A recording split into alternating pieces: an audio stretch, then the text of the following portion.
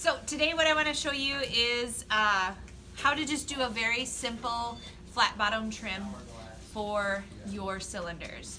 And so what we just need to make sure that what you cut off from the wheel is nice and level so your cup sits nicely on the table. Also, we're going to trim a little bit of the side of your cup so that you just have a nice kind of profile to it and it looks finished.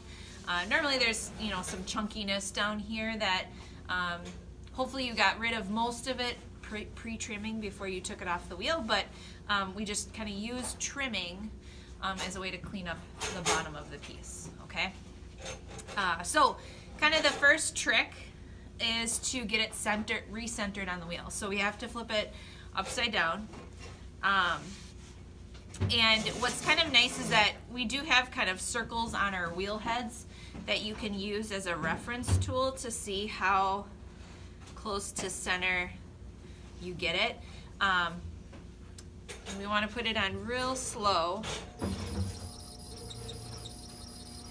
And what I'll do is I'll keep my finger in one spot, and if it's not centered, it might just hit it just in one, like as it rotates, my piece is only hitting it at one spot right here. So it's not quite centered. So what I'll do is I'll just tap that side that's a little too close to my finger, and now it consistently touches my finger, so it's more centered. Something that could happen is your piece might be a little wonky, so the top and the bottom might be not centered. Like maybe the top looks centered but the bottom isn't. So try to center the bottom part. So if the lip that's touching the wheel head looks a little funny, but what we're gonna trim is centered, that's okay.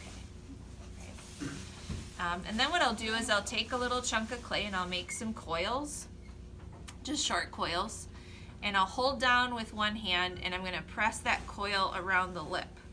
And this is going to help hold my piece onto the wheel. And your piece itself is leather hard at this point. It's not shiny, it's pretty firm, it's not going to, like the walls are not going to wiggle too much.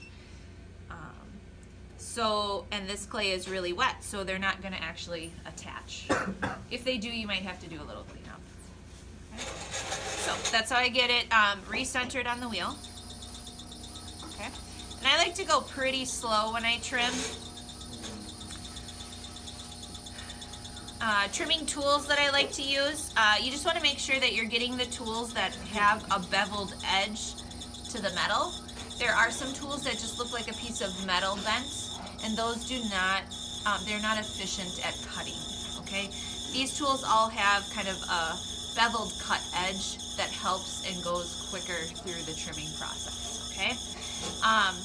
So I like to use kind of a smaller one, but not a super tiny one. Like these, I like to use for detailed work later. Like if I had little areas I wanted to clean up. But I like to use kind of this size. There's different shapes that you can experiment with too, okay? So I want to get back into proper throwing position. And I'm going to hold the tool in my dominant hand. And I kind of like to start from the middle, keeping the tool nice and level. And I'm just going to start to draw it out to 3 o'clock. And just going kind of slow about that. And you'll feel where you have unevenness. The tool might want to jump around a little bit, so you're going to have to try your best to keep nice and steady. Okay. So you can take a few swipes at that just to get a nice level flat bottom. And then feel it with your hand, because sometimes what happens is kids will maybe start kind of gentle and then start pushing aggressively, and you actually get kind of a slope. So then you're going to have a rocky cup. So we want just nice flat bottom. Now you have quite a bit of clay to play with. You have about ½ an inch of clay. So if there is some major issues, go ahead and trim. You can kind of trim a little deep. This is kind of a good indication that your clay is set up well, that you get these little ribbons of clay coming off. Okay, so I got a nice flat bottom, and then I'm going to turn my tool to the side and clean up the side edge and then transition into the wall. So if I don't like how it looks, I have some clay to play with.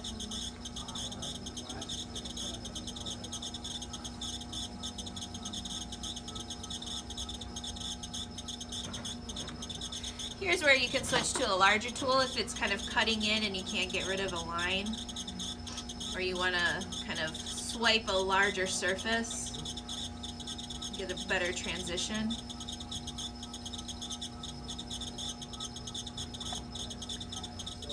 Kind of like that. And I'm going to do that undercut. I lost my undercut, that kind of beveled edge. So I'll bring that back and trim that back in. You don't want a really sharp edge on the corner of your piece. You could actually cut yourself. I actually cut myself this morning on someone's piece that was really, really sharp. Okay. And then I can take a needle tool and I'll just draw in my name and my hour. And there is my finished trimmed top.